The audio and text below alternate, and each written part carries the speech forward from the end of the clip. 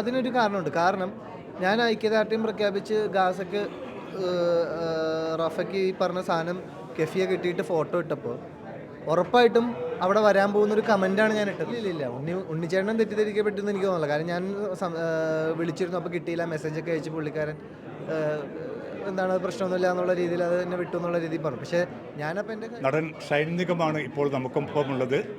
Little heart എന്ന ഒരു സിനിമയുടെ പ്രചരണവുമായി ബന്ധപ്പെട്ടാണ് ഷൈൻ ദുബൈയിലെത്തിയിരിക്കുന്നത്. ഷൈൻ, വളരെ സന്തോഷം. പിന്നെ സിനിമയിലും വിവാദങ്ങളിലും ഒക്കെ നിറഞ്ഞു നിൽക്കുകയാണ്.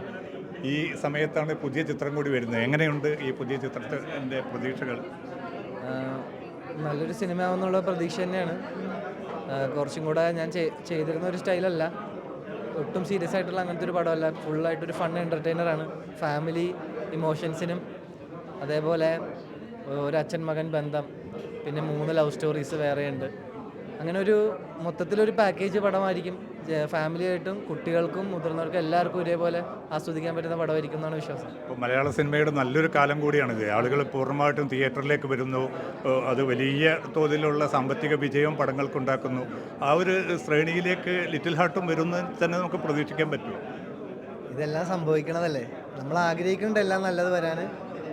പിന്നെ അന്നത്തെ ദിവസം 7-ാം തീയതി ഒരു വൈകുന്നേരം നമുക്ക് എല്ലാവരെയും പോലെ അറിയാലോ എന്താണെന്ന്, നമുക്ക് വേണ്ടി വെച്ചേക്കണം എന്താണെന്ന് അറിയാലോ. നല്ലതായി വരണമെന്നുള്ള ഒരുപാട് ആഗ്രഹവും പ്രാർത്ഥനയുണ്ട്. ബാക്കി നോക്കാം. ഇത് കുടുംബത്തെയാണോ ഇത് പടം, പിന്നെ കുടുംബ പ്രേക്ഷകരെ എത്ര കണ്ട് ആകർഷിക്കാൻ ഈ പടത്തിന് പറ്റും നമുക്ക് പ്രതീക്ഷിക്കാൻ പറ്റും? ഇത് ഫാമിലി ഓറിയൻറ്റഡ് തന്നെയാണ് പടം. പക്ഷെ എന്നാലും യൂത്തിന് എൻജോയ് ചെയ്യാനുള്ള ഹ്യൂമർ ഉണ്ടെന്നാണ് വിശ്വസിക്കണത്. പിന്നെ അഡ്ജന്റ് ചിരിക്കാതെ നമ്മൾ ഒരിക്കലും ഒരു കോമഡി ആവുന്നില്ല. നമ്മൾ വിശ്വസിക്കണം അതൊക്കെ ചിരിക്കുമ്പോൾ തന്നെയാണ്. അതുകൊണ്ട് എല്ലാ ഓഡിയൻസിനും പറ്റും. ഇപ്പോൾ ഒരു ചെറിയ കുട്ടികൾക്ക്, ചെറിയൊരു പ്രായമുള്ളൊരു കുട്ടികൾ തൊട്ട് ഇനി മുതിർന്ന ഒരാൾക്ക് പോലും എൻജോയ് ചെയ്യാൻ പറ്റുന്ന ഒരു ഫോർമാറ്റിലാണ് ഈ സിനിമ ഉണ്ടാക്കിയേക്കുന്നത്. അപ്പോൾ എല്ലാ പ്രതീക്ഷയും വിജയപ്രതീക്ഷ നേരാണ്. അതോടൊപ്പം തന്നെയാണ് നേരത്തെ നമ്മൾ സൂചിപ്പിച്ചതുപോലെ തന്നെ ഒരു വ്യക്തി എന്ന നിലയ്ക്ക്, നടൻ എന്നൊക്കെ മാറ്റി നിർത്തിയാൽ നമുക്ക് ഒരു നിലപാടുകളുണ്ടാവും, ഒരു വിഷയത്തിലുള്ള ഒരു പ്രതികരണം ഉണ്ടാവും. ഒരു സാധാരണക്കാരൻ അത് പ്രകടിപ്പിക്കുമ്പം പോലും അത് നമ്മൾ വിചാരിക്കാത്തൊരു തലങ്ങളിലേക്ക് അത് പോകുന്നതിലുള്ള എന്തെങ്കിലും സങ്കടമുണ്ടോ? ഇല്ല, സങ്കടമൊന്നുമില്ല. അപ്പോൾ അത് കുറച്ചുകൂടി വിശദീകരിക്കാമായിരുന്നു എന്ന് ഏതെങ്കിലും ഘട്ടത്തിൽ തോന്നിയിട്ടുണ്ടോ ഒരു പ്രതികരണം നമ്മൾ നടത്തുമ്പോൾ? ഇല്ല, അത് മനസ്സിലാവേണ്ടവർക്കൊക്കെ മനസ്സിലാവും.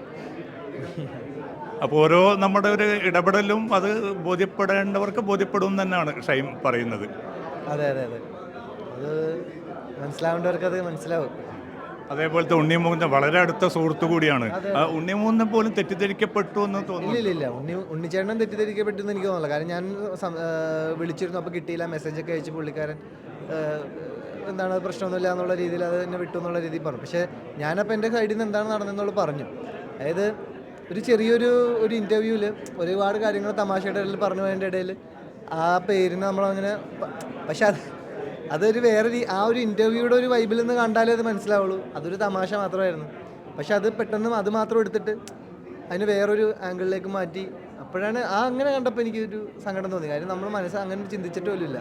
ഇപ്പോൾ ഉണ്ണിച്ചേട്ടനായാലും ഞാൻ എൻ്റെ ഒരു സ്കൂൾ കാലം തീരാറായ ടൈം മുതൽ ഉണ്ണിച്ചേട്ടനെയൊക്കെ ഞാൻ സ്ക്രീനിൽ കണ്ടാണ് നമ്മളൊക്കെ വളർന്നേക്കുന്നത്.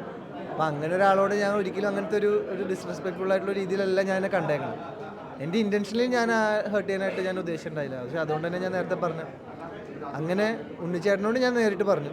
അല്ലാതെ അങ്ങനെ ആരെങ്കിലും അങ്ങനെ അത് ഉണ്ണിച്ചേട്ടൻ്റെ ഫാൻസിനോ അങ്ങനെ ഒരു ബുദ്ധിമുട്ട് എൻ്റെ സൈഡിൽ നിന്ന് ഞാൻ അങ്ങനെ ഒരിക്കലും ഹേർട്ട് ചെയ്യാൻ വേണ്ടി ഉദ്ദേശിച്ചിട്ടില്ല. അങ്ങനെ ഹേർട്ടായിട്ടുണ്ടെങ്കിൽ ഞാൻ ക്ഷമയും ചോദിക്കുന്നു. അതോടൊപ്പം തന്നെ ഈ സിനിമയിൽ ഇപ്പോൾ എല്ലാ വിഭാഗീയതകൾക്കും അതീതമായിട്ട് മനുഷ്യർ ഒരുമിച്ച് നിന്നിട്ടാണ് ഓരോ സിനിമയും വിജയിപ്പിച്ചെടുക്കുന്നത്. സാങ്കേതിക വിദഗ്ധരായാലും നടീനടന്മാരായാലും അവിടെയൊക്കെ ഒരു വിഭജനം വരുന്നത് ഏതെങ്കിലും അർത്ഥത്തിൽ അങ്ങനെ ഒരു തോന്നലുണ്ടാകുന്നത് പോലും ഒരു സിനിമക്കൊക്കെ പിന്നെ ഒരു നെഗറ്റീവായിട്ട് ബാധിക്കൂലേ സിനിമ ഇൻഡസ്ട്രി എന്നുള്ള നിലക്ക്? അല്ല, അത് എനിക്ക് തോന്നണില്ല. അവരൊന്നും അങ്ങനെയൊന്നും ചിന്തിക്കുന്ന ആൾക്കാരൊന്നും എനിക്ക് തോന്നുന്നില്ല. നമ്മൾ സിനിമയിൽ അങ്ങനെ ഒരു ശരിക്കും അങ്ങനെ ഒരു ചെറിയൊരു ചിന്താഗതിയാണുള്ളത്. അതല്ലല്ലോ നമ്മളിപ്പോൾ ഒരു കുറച്ചും കൂടെ അതിനൊന്ന് മാറി നിന്ന് അതിനൊന്ന് നോക്കിക്കണ്ടു കഴിഞ്ഞാൽ ചില വിഷയങ്ങൾക്ക് അത്രക്കത്രേ ഉള്ളൂ. നമ്മളതിനെ ഒരുപാട് വേറൊരു അർദ്ധതലങ്ങൾ കൊടുത്ത് അതപ്പോൾ അതിനൊരു വേറൊരു രീതിയിലൊരു ടാർഗറ്റഡ് സാധനമാണ്, ഒരു അറ്റാക്ക് പോലെയാണ്. അതൊന്നും അങ്ങനെയൊന്നും ഒരിക്കലും നമ്മൾ സിനിമയിലുള്ള ആരും അങ്ങനെ ചിന്തിക്കുന്നുണ്ടെന്ന് എനിക്ക് തോന്നുന്നില്ല. പക്ഷെ മമ്മൂട്ടിയെ പോലും സുഡാപ്പിക്കാന്നൊക്കെ വിളിച്ചിട്ട് ഒരു വിഭാഗമാണെങ്കിൽ പോലും അത് ഇത്ര ചെറുതാണെങ്കിൽ പോലും ഈ സാമൂഹ്യ മാധ്യമങ്ങളിലൂടെയൊക്കെ മമ്മൂട്ടിയെ പോലെ ഇത്രയും പതിറ്റാണ്ടുകളുടെ അനുഭവമുള്ള ഏറ്റവും മികച്ച ഒരു നടനൊക്കെ ഈ നിലയ്ക്ക് ആക്രമിക്കുന്നതൊക്കെ അത്ര നിരുപദ്രവകരമായിട്ട് കാണാൻ പറ്റുമോ എന്നുള്ളതാണ്. ഇത് ഞാൻ നേരത്തെ പറഞ്ഞിട്ടൊരു കാര്യം തന്നെ. ഇപ്പം നമ്മളാരും പ്ലാൻ ചെയ്തിട്ടല്ലല്ലോ നമ്മളൊരു മുസ്ലിം ആയതോ അല്ലെങ്കിൽ ഹിന്ദുവായി ജനിച്ചത്. നമ്മൾ ജനിച്ച് വീണ സ്ഥലത്ത് നമുക്ക് ആ ചെറുപ്പകാലം നമുക്ക് പഠിപ്പിച്ചു തന്ന ചില കാര്യങ്ങൾ നമ്മൾ ദൈവത്തിലേക്ക് അടുക്കാൻ ആ വഴി നമ്മൾ സ്വീകരിക്കണം. അവർ ദൈവത്തിലേക്ക് അടുക്കാൻ സ്വീകരിച്ച പല അതാണല്ലോ വ്യത്യാസങ്ങൾ. ദൈവത്തിലേക്കാണ് എടുക്കേണ്ടത്. അത് ദൈവത്തിന് ജാതി മതമൊന്നും ഇല്ല എന്നാണ് ഞാൻ വിശ്വസിക്കുന്നത്. ദൈവത്തിന് ഈ വ്യത്യാസങ്ങളില്ല. അങ്ങനെയാണെന്നുണ്ടെങ്കിൽ നമ്മളുടെ കൈ മുറിച്ചാൽ എല്ലാവരുടെയും ബ്ലഡ് തന്നെയാണ്. അതിൽ വ്യത്യാസം ഇല്ലാന്നുണ്ടെങ്കിൽ പിന്നെ അപ്പോൾ എനിക്ക് തോന്നുന്നില്ല നമ്മളെയൊക്കെ സൃഷ്ടിച്ച ദൈവത്തിന് പല ജാതി മതം ഉണ്ടെന്ന് തോന്നുന്നില്ല. അതൊന്നാണ്, അതൊരു യൂണിവേഴ്സൽ ആയിട്ടുള്ളൊരു എനർജി നമുക്ക് വേണ്ടി ഇതാക്കി. നമ്മൾ മനുഷ്യരുണ്ടാക്കിയ വ്യത്യാസങ്ങൾ എല്ലാം ജീവിത രീതികളായിരുന്നു, ദൈവത്തിലേക്ക് അടുക്കാനുള്ള ഒരു വഴികളായിരുന്നു ഇതെല്ലാം. അതിൻ്റെ പേരിൽ നമ്മൾ ഒരിക്കലും തല്ലുകൂടേണ്ട കാര്യമില്ല. നമ്മളെല്ലാവരും ദൈവത്തിൻ്റെ മക്കളാണ്. നമുക്ക് എല്ലാവർക്കും സത്യം പറഞ്ഞു കഴിഞ്ഞാൽ ഈ ഭൂമിയിൽ സന്തോഷം സമാധാനമായിട്ട് ജീവിക്കാനുള്ള എല്ലാം ഈ ഭൂമിയിൽ തന്നെ നമുക്ക് ദൈവം തന്നിട്ടുണ്ട്. നമ്മളതൊക്കെ ഒന്ന് കണ്ട് ഈ ചെറിയ വിഷയങ്ങൾക്കൊക്കെ വെറുതെ കമൻറ്റ് ഇട്ട് നെഗറ്റീവ് ഇട്ട് അതൊന്നും വേണ്ട. എന്തിനാ ഒക്കെ നമ്മളതിനെയൊക്കെ അങ്ങനെ വിട്ട് കളയണം. അതൊരു സന്തോഷമായിട്ടൊക്കെ അതെല്ലാം നമ്മുടെ ഈ ഭൂമിയിലുണ്ട്. നമ്മൾ സന്തോഷിക്കാൻ ആഗ്രഹിച്ചാൽ നമുക്ക് സമാധാനം കിട്ടാനൊക്കെ ഉള്ള ഈ ഭൂമിയിലുണ്ട്. നമ്മളതിനെ കാണണം, കാഴ്ചയിൽ കാണണം. നമ്മൾ ഈ നെഗറ്റീവായിട്ട് കണ്ടുകൊണ്ടിരുന്ന എല്ലാത്തിനും നെഗറ്റീവ് എന്നുള്ളൊരു ചിന്ത വരും. നമ്മളല്ലെങ്കിൽ അങ്ങനെ പോയൊരു തമാശയൊക്കെ ഇങ്ങനെ വളച്ചൊടിച്ച് ഒരു മതപരമായിട്ട് കൺവേർട്ട് ചെയ്ത് ഞാൻ സ്വപ്നത്തിൽ പോലും വിചാരിക്കണം അങ്ങനെ ഒരു സംഭവം. അതൊക്കെ നമ്മുടെ ആ ഒരു നെഗറ്റീവ് മൈൻഡിലേക്ക് പോയി സമൂഹത്തിൻ്റെ കുറേ ആൾക്കാർ എന്ന് പറയാനുള്ള ഒരു സംഘം, കുറച്ച് പേര്. പക്ഷെ അതിനെ നമ്മളൊരിക്കലും മൊത്തമായിട്ട് പറയാനും പാടില്ല. ഒരുപാട് നല്ല ആൾക്കാരുണ്ട്. പക്ഷെ അങ്ങനെ വിട്ടുകളയാന്ന് പറയുമ്പോൾ തന്നെയാണ് ഇപ്പോൾ സുഡാപ്പി ഫ്രം ഇന്ത്യ എന്നുള്ളൊരു പോസ്റ്റ് അങ്ങനെ വേണ്ടിയിരുന്നോ എന്നുള്ളൊരു ഇല്ല. അതിനൊരു കാരണമുണ്ട്. കാരണം ഞാൻ ഐക്യദാർഢ്യം പ്രഖ്യാപിച്ച് ഗാസക്ക് റഫയ്ക്ക് ഈ പറഞ്ഞ സാധനം കെഫിയെ കിട്ടിയിട്ട് ഫോട്ടോ ഇട്ടപ്പോൾ ഉറപ്പായിട്ടും അവിടെ വരാൻ പോകുന്നൊരു കമൻറ്റാണ് ഞാൻ ഇട്ടത്. അവിടെ വരാൻ പോകുന്നൊരു കമൻറ്റേ ഞാൻ ഇട്ടുള്ളൂ. കാരണം ഇൻസ്റ്റാഗ്രാമിൽ ഞാൻ തുറന്ന എൻ്റെ മെസ്സേജിനകത്ത് മൊത്തം ഈ പേരിട്ടിട്ട് തന്നെ അറ്റാക്ക് ചെയ്യുന്നുണ്ട്. ഉറപ്പായിട്ടും അപ്പോൾ അതിൻ്റെ പേരിൽ വരാനുള്ള സാധനം. അപ്പോൾ അതുകൊണ്ട് തന്നെയാണ് നിങ്ങളെന്ത് പറയണോ ഞാനതാണ്. അപ്പം പിന്നെ വേറെ പ്രശ്നമില്ലല്ലോ. അല്ല, അതിൽ പിന്നെ ശക്തമായി തന്നെ അത്തരം പ്രതികരണങ്ങളും പിന്നെ ഉണ്ടാകേണ്ടത് ഒരു ആവശ്യമാണെന്ന് തോന്നുന്നു. പിന്നെ തീർച്ചയായും അങ്ങനെ ഇപ്പം നമുക്ക് അവരോടൊന്നും ദേഷ്യം ഉണ്ടായിട്ടല്ല. ഞാനതിനെ ഒരു ചെറിയൊരു എൻ്റെ ഒരു ചിന്തയിൽ എനിക്ക് ഈ പറയണ ഞാൻ ഇച്ചിരി കൂടെ തമാശ രീതിയിലാണ് ഇതിനെയൊക്കെ കാണുന്നുള്ളൂ. അല്ലാതെ ഇതിനെ സീരിയസ് ആയിട്ട് വ്യാഖ്യാനിക്കുമ്പോഴേ അതിനകത്തൊരു പ്രശ്നങ്ങളുള്ളൂ. ഞാൻ സത്യം പറഞ്ഞു കഴിഞ്ഞാൽ നിങ്ങൾ എന്നെ ഇതല്ലേ പറയാൻ പോകണം, ഞാനിത് തന്നെയാണ് അന്നുള്ള മൈൻഡിൽ ഇട്ടിട്ടുള്ളൂ. അല്ലാതെ പക്ഷെ അതിന് വലിയ പിന്തുണയും ഒരു ഭാഗത്തുനിന്ന് കിട്ടുന്നില്ലേ ഇത്തരം നീക്കങ്ങൾക്ക്? പിന്നെ വലിയ ഞാൻ സത്യം പറഞ്ഞാൽ ഞാനിതങ്ങനെ ഇത്രയധികം ആൾക്കാർ പിന്നെ റീപോസ്റ്റ് ചെയ്യും, അതിന് ഐക്യദാർഢ്യം പ്രഖ്യാപിക്കുക അപ്പോൾ ചെയ്യുമ്പോൾ എനിക്ക് മനസ്സിലായെന്ന് വെച്ച് കഴിഞ്ഞാൽ എല്ലാവർക്കും ഉള്ളിൻ്റെ ഉള്ളിൽ ഇങ്ങനൊരു വിഷമം ഉണ്ടായിട്ടുണ്ട്. അതുകൊണ്ടായിരിക്കാം കല്ലുവല്ലി അതൊക്കെ.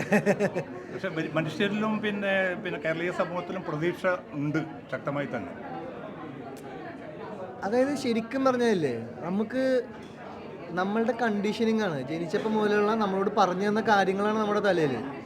ഇതെല്ലാം നമ്മളൊരു പോയിന്റ് കഴിയുമ്പോഴത്തേക്കും കുറച്ചൊക്കെ നമ്മളൊന്ന് ഉപേക്ഷിക്കേണ്ട ആവശ്യമുണ്ട്. എന്നാലും നമുക്ക് സമാധാനമായിട്ട് ഈ സമൂഹത്തിൽ സ്നേഹത്തോടെ ജീവിക്കാൻ പറ്റുള്ളൂ. അല്ലെങ്കിൽ ഈ എന്ത് വിഷയത്തിന് അടിയും ബഹളവും വിഭജനങ്ങളും പ്രശ്നങ്ങളും വ്യത്യാസങ്ങളും അതിൻ്റെ പേരിലുള്ളത് നിറത്തിൻ്റെ പേരിലാവാം, മതത്തിൻ്റെ പേരിലാവാം, ജാതിയുടെ പേരിലാവാം. ആലോചിച്ച് കഴിഞ്ഞാൽ ഇവൻ തീരുമാനിച്ചിട്ടാണ് അവൻ ആ വീട്ടിൽ പോയി ജനിച്ചത്. അപ്പം പിന്നെ അതിൻ്റെ പേരിൽ ആ ഒരു വ്യക്തിനെ നമ്മൾ മാറ്റി നിർത്താന്ന് പറയുന്നത്, അല്ലെങ്കിൽ ഒരു സമൂഹത്തെ മാറ്റി നിർത്താന്ന് പറയുന്നതൊന്നും അതൊന്നും ശരിയായിട്ടുള്ള കാര്യങ്ങളല്ല. അതിനൊക്കെ നമ്മൾ കുറച്ചുകൂടെ പക്വതയോടെ കാണണം. അല്ലാതെ സൂചിപ്പിച്ച പോലെ ഉമ്മയുടെ സങ്കടം അല്ലെങ്കിൽ ഉമ്മ ഈ വാർത്തകളും ഇതൊക്കെ കാണുമ്പോൾ സ്വാഭാവികമായിട്ടും ഇപ്പൊ സ്വന്തം അതിനെ കുറിച്ചിട്ട് അതാണ് ഇവനത്താണ് മറ്റേയാൾ മറിച്ചാണെന്ന് പറയുമ്പോൾ അവർക്ക് എത്രയൊക്കെ സത്യങ്ങൾ അറിയാമെങ്കിലും ഉമ്മ അറിയാണ്ടായിരിക്കും. നീ എന്തിനാണ് ഇതിനൊക്കെ നീ അവസരം കൊടുക്കണം എന്നുള്ളൊരു സാധനമാണ് ഉമ്മയുടെ സൈഡിൽ നിന്നുള്ളത്. അപ്പോൾ ഉപ്പയും വേട്ടയാടപ്പെടുന്നു തോന്നുന്നുണ്ടോ? അബി എന്നൊരു കഥാപാത്രമൊക്കെ ഈ സന്ദർഭത്തിലും ഉപ്പയും ഇങ്ങനെ അകാരണമായിട്ട്? അങ്ങനെയൊന്നുമില്ല. വാപ്പച്ചിക്ക് അറിയാലോ, മരിച്ചാലും വാപ്പച്ചിക്ക് അറിയാലോ എന്താ നടക്കണമെന്നുള്ളതും കാര്യങ്ങളും അറിയാം, എൻ്റെ സത്യാവസ്ഥകൾ അറിയാം, എൻ്റെ ജീവിതം അറിയാം, ഈ പറയണവർ ആരാണെന്ന് അറിയാം, ഒരു എന്താണെന്ന് അറിയാം. പിന്നെ അപ്പം എൻ്റെ മുമ്പിൽ വാപ്പച്ചിക്ക് വേറെ പ്രശ്നമൊന്നും തോന്നൂല. ഷൈൻ നിഗം ഈ മനസ്സ് തുറന്നാണ് ഇപ്പോൾ ഇത്രയും നേരം സംസാരിച്ചത്. ഈ പ്രതിസന്ധികളും ഈ വേട്ടയാടലുകളൊക്കെ അതിജീവിച്ചുകൊണ്ട് തന്നെ നിലപാട് ഉയർത്തിപ്പിടിച്ച് തന്നെ മുന്നോട്ട് പോകുമെന്നാണ് ഷൈൻ നിഗം വ്യക്തമാക്കുന്നത്. ക്യാമറ പേഴ്സൺ യാസർ അറഫാത്തിനൊപ്പം MCA നാസർ, മീഡിയ 1, ദുബൈ.